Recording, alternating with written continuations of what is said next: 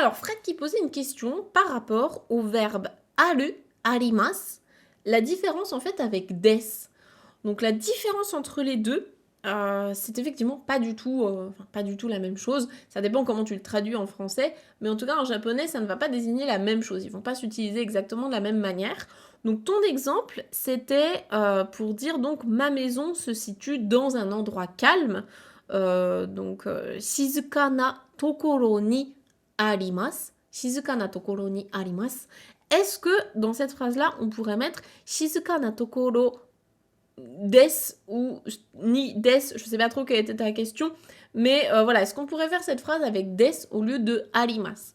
Alors, déjà, oui, tu peux faire la phrase en disant Shizuka na tokoro des, mais là c'est plus pour dire c'est, enfin ma maison c'est, voilà, on comprend en français que c'est, elle se situe, c'est dans un endroit calme, mais avec le ni arimas, le ni en fait ici c'est la particule du lieu dans lequel, bah, ça se trouve en fait, ça se situe.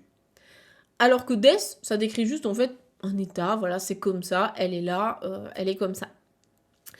La différence entre les deux, c'est que du coup, arimas, il va également avoir besoin de cette fameuse particule ni, tandis que des, tu ne vas pas mettre de la particule ni avec.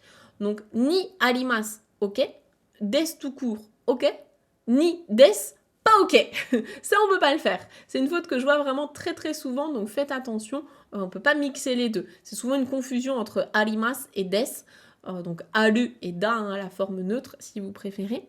Arimas, en fait, il est plus dans le sens il y a, il se trouve, ce truc-là se trouve là.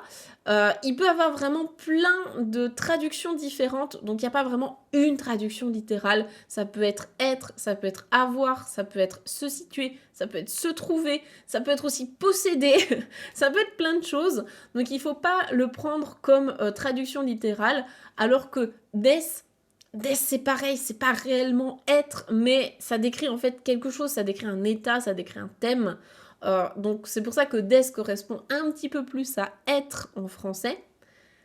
Mais alimas peut parfois aussi se traduire par être. Donc c'est ça en fait qui est dangereux avec la traduction littérale, c'est qu'en fait du japonais au français, c'est rarement possible de faire oui un parallèle, c'est toujours comme ça. Non, ça dépend du contexte. J'ai l'impression de passer ma vie à dire ça, mais en japonais ça dépend du contexte. Donc là, en l'occurrence, dans ta phrase, tu peux mettre l'un ou l'autre. Il faut juste pas te tromper par rapport à la particule. Soit tu mets ni arimas, soit tu mets des tout court et ça marche aussi.